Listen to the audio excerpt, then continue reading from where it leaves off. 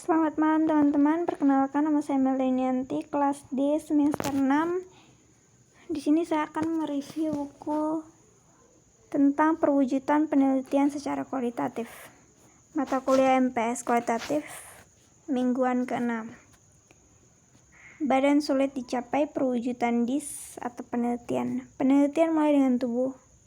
Meskipun beberapa peneliti tetap tidak menyadari atau bahkan menyangkalnya, perwujudan merupakan aspek integral dari semua proses peneliti, termaksud penyelidikan kualitatif, kuantitatif, dan kritis. Misalnya, peneliti sering memilih peserta untuk mewawancara berdasarkan karakteristik fisik, misalnya ras, jenis kelamin, usia, dan pengalaman tubuh, misalnya hidup dan multiselulosis atau tato. Di situs etnografi, tubuh bertemu satu sama lain sebagai hangat manifestasi material dari diri kita sendiri. Tubuh tidak menunggu dengan tenang di luar, sementara ini etnografik berinteraksi dengan pikiran peserta yang sama-sama tanpa tubuh. Otak yang mengambang bebas juga tidak menganalisis data secara independen dari jari atau suara atau mata menggunakan teknologi adaptif yang membatik halaman, menekan tombol, dan menggunakan pena. Demikian juga representasi adalah tindakan yang diwujudkan peneliti. Peneliti menulis atau mengetik atau menggambar atau melukis atau memotret atau menarik dan menemukan makna baru bahkan saat kita bergerak melintasi halaman yang panggung kanvas atau layar. Namun meskipun lebih dari 3 dekade, wacana di antara kualitatif, feminis, postmodern, ras kritis, dan peneliti kritis lainnya tentang sentralitas perwujudan penelitian yang membuat akal banyak peneliti kualitatif masih tidak tahu bagaimana sengaja mewujudkan praktek mereka dengan cara membuat tubuh menjadi kehadiran yang berarti dalam meneliti mereka, secara menangani peluang ini dengan membingkai penelitian kualitatif sebagai proses komunikasi yang telah terwujud.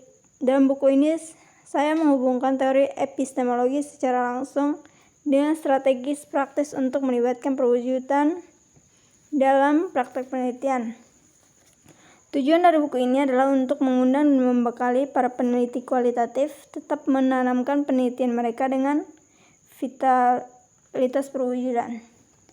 Buku ini mensintesis keilmuan terkini tentang perwujudan, pengeksplorasian, contoh penelitian dari berbagai disiplin ilmu, dan menampilkan serangkaian kisah etnografis yang diwujudkan dari penelitian saya sendiri dan kisah-kisah autoetnografi dari kehidupan nyata saya sehari-hari. Alih-alih aturan formula atas resep, saya mengedepankan titik awal yang kreatif dan fleksibel untuk melakukan perwujudan secara refleks panjang setiap tahap peneliti kualitatif, kesadaran dan keterlibatan aktif dan isu-isu perwujudan meningkatkan kemampuan para sarjana untuk menghasilkan penelitian berkualitas tinggi dan memperbesar kapasitas kita sebagai intelektual publik untuk memicu perubahan sosial yang positif, terutama dengan komunitas yang kurang terlayani dan terpinggirkan.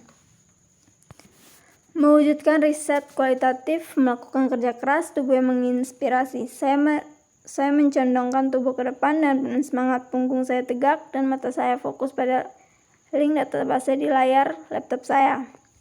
Judulnya memikat saya, analisis Prometheus dalam riset kualitatif. Sedikit menggigil, kegembiraan melewati saya saat saya diam-diam mengucapkan kata-kata analisis Prometheus. Menikmati pasangan istilah metodologi standar dan istilah nakal bermuatan seksual dalam apa yang saya anggap akan menjadi pembikaian ulang lintas batas oleh feminis. Saya menggeser jari telunjuk kiri saya di atas track pada laptop saya yang keren dan mulus dan mungkin mengklik dengan lembut pada link biru yang bersinar untuk mengakses artikel. Dengan cepat memindai abstrak, saya merasakan perasaan saya menegang karena kegembiraan dan pengakuan kesamaan penulis. Saat Children, seorang sarjana yang tidak saya kenal, mulutku menyerangi cerah saat Aku dengan senang hati mengklik tombol untuk mendownload PDF dari artikel tersebut. Perwujudan teori. Saya mengatur dan menyaring tubuh teori dan penelitian menjadi 7 konsep kunci yang akan digunakan seluruh buku ini untuk membahas melakukan perwujudan sebagai keterlibatan aktif dengan refleksivitas. Metode saya meletakkan konsep-konsep di sini terlebih dahulu untuk menghindari yang berlebihan di kemudian hari dan untuk menyiapkan panggung untuk diskusi pengumpulan analisis representasi data melakukan tubuh sensori pengetahuan yang terkandung jaringan budaya lengket intrasubjektif aktif dan perubahan.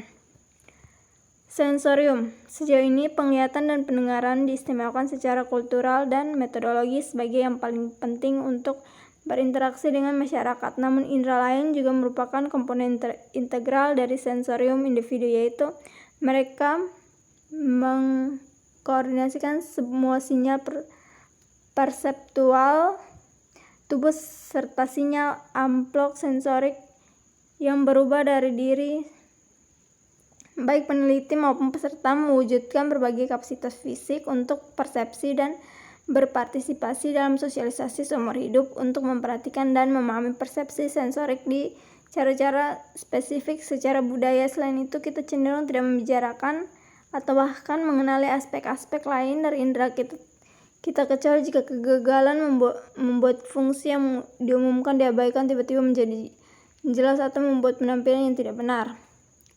Ilmu saraf,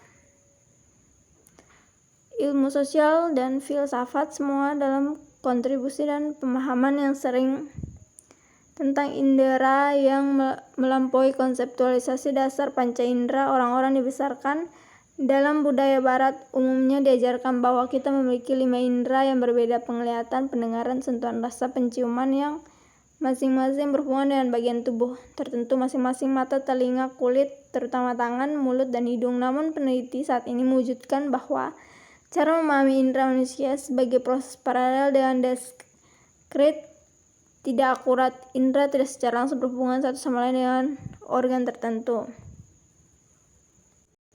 Mengetahui yang terwujud.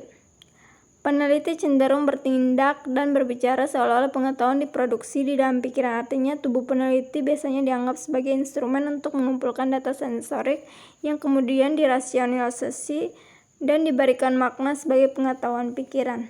Dalam melawan perpecahan pikiran tubuh, para peneliti dapat memahami perwujudan bukan sebagai tindakan dan praktik dilakukan tubuh kita dan kemudian dipahami oleh pikiran kita, melainkan sebagai seluruh tubuh diri kita yang memahami dunia dan menghasilkan pengetahuan. Tubuh adalah sistem kompleks yang mencakup otak, sistem saraf pusat, tetapi tidak diinterpretasikan hanya oleh sebaliknya. Mengetahui adalah proses korporeal yang terikat dengan ontologi kita atau cara berada di dalam dunia, sehingga kesadaran selalu dan hanya diwujudkan terintegrasi secara holistik ke dalam yang utuh subjek.